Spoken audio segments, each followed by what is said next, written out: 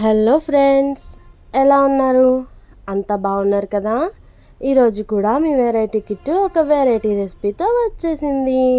Friends, chicken అవసరమే లేకుండా chicken fried rice చేసేద్దామా? ఎంత బాగుంటుందో!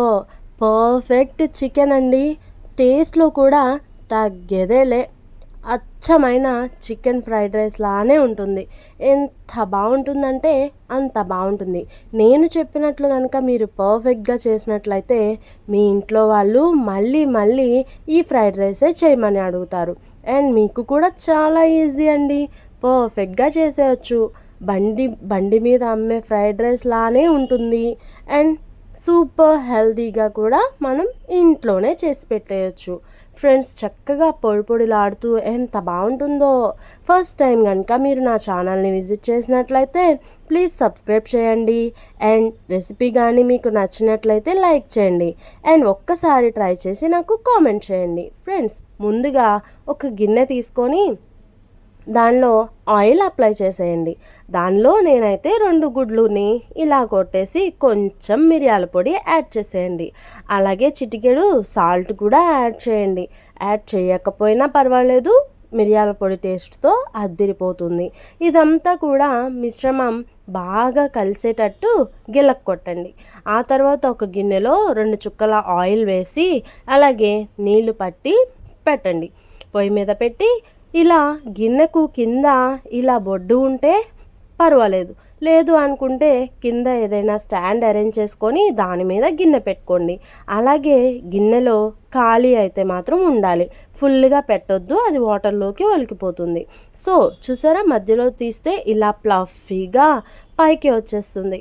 సో మనం నిండా పోసినట్లయితే అది ఇంకొంచెం ఉబ్బెత్తుగా ఉంటుంది, ఉడకడానికి కష్టం. సో ఒక్కసారి చూసుకున్నట్లయితే చూసారా స్పూన్కి ఎలా అంటుకుందో. నెక్స్ట్ ఒక 5 మినిట్స్ ఆగి చూస్తే ఇలా స్పూన్కి ఏమాత్రం అంటకుండా ఉన్నట్లయితే రెడీ అయిపోయినట్లే.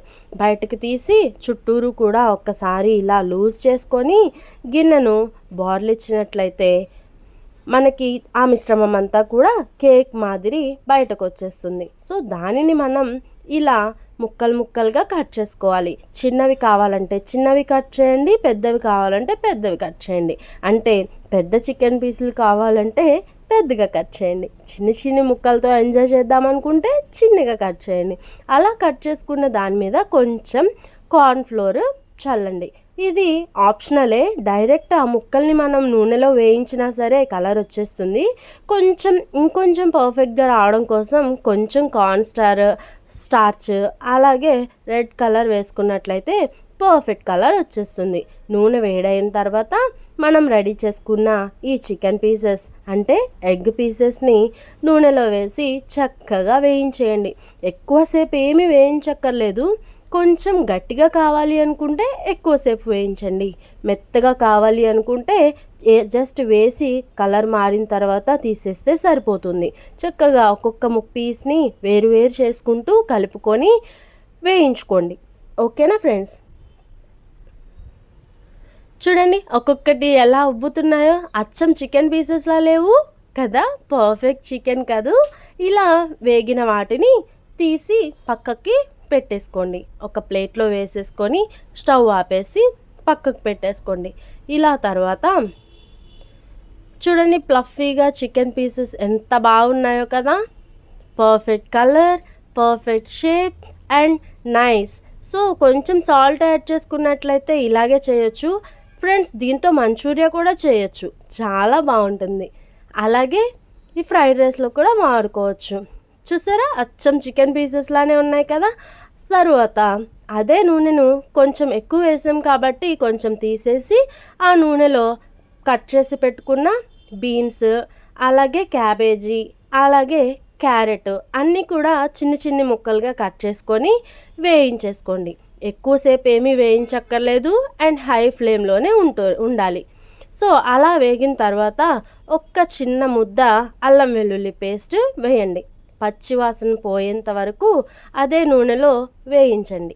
అలా వేగిన తర్వాత మనం పచ్చిమిర్చి ముక్కల్ని కూడా యాడ్ చేసుకోవాలి. అవి కూడా పచ్చివాసన పోయి మంచిగా వేగేంత వరకు అటు ఇటు తిప్పుతూ ఎక్కడ మాడకుండా చక్కగా వేయించుకోవాలి. ఆ తర్వాత ముందుగా వండి పెట్టుకున్న రైస్ని తీసుకొని కొంచెం విడివిడిగా ఇలా పొడి పొడిగా చేసినట్లయితే సరిపోతుంది. ముద్దలుగా ఉండకుండా విడివిడిగా ఇలా చేయాలి. చూడండి, అంతే. అలా ముద్దలుగా లేకుండా విడివిడిగా చేసుకొని ఆ తర్వాత 1 స్పూను గరం మసాలా యాడ్ చేసుకోండి. ఈ గరం మసాలా మనకి బయట దొరుకుతుంది, లేదు అంటే అన్నీ పొడి కూడా కలిపి వేసుకోవచ్చు. ఆ తర్వాత 1 స్పూను సోయా సాస్ వేసుకోండి, 1 స్పూను చిల్లీ సాస్ వేసుకోండి, ఆ తర్వాత 2 స్పూన్ల వెనిగర్ వేసుకోండి. ఇవన్నీ కూడా మనకి మార్కెట్లో అవైలబుల్గా ఉంటాయి. అండ్ ఇవి ఇష్టం లేని వాళ్ళు స్కిప్ చేసుకోవచ్చు కూడా. బట్ పర్ఫెక్ట్ టేస్ట్ కావాలి అనుకుంటే మాత్రం ఇవి ఖచ్చితంగా యాడ్ చేయాల్సిందే. సో అన్నీ కూడా వేసి ఈ పాళ్ళు మీరు కొంచెం కలర్ ఎక్కువ కావాలి అనుకుంటే సోయా సాస్ ఇంకొక 2 స్పూన్లు వేసుకున్నా కూడా పర్వాలేదు.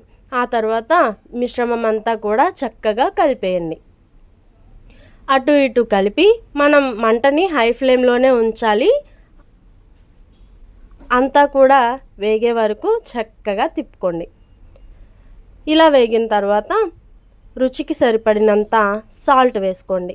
సాల్ట్ చూసుకొని వేసుకోండి. ఆ తర్వాత మనం ముందుగా ప్రిపేర్ చేసి పెట్టుకున్న ఎగ్ పీసెస్ కూడా దానిలో వేసేసుకోండి. చూసారా, చికెన్ ఫ్రైడ్ రైస్ కలర్ వచ్చేసిందా? అలాగే చికెన్ ముక్కలు కూడా యాడ్ చేసేసాం కదా, అచ్చమైన చికెన్ ఫ్రైడ్ రైస్ రెడీ అయిపోతుంది. అంతే ఫ్రెండ్స్, ఇంటిల్లపాది ఎంతో ఎంజాయ్ చేస్తూ తింటారు. అండ్ మీకు కూడా బెస్ట్ కాంప్లిమెంట్స్ వచ్చేస్తాయి. అండ్ పర్ఫెక్ట్గా చేసుకోవాలి అనుకుంటే ఈ విధంగా ఒక్కసారి చేసి చూడండి. ఎలా వచ్చింది అనేది నాకు కామెంట్ చేసి చెప్పండి. ఫస్ట్ టైం కనుక నా ఛానల్ని చూస్తున్నట్లయితే సబ్స్క్రైబ్ చేయండి friends. Thank you for watching.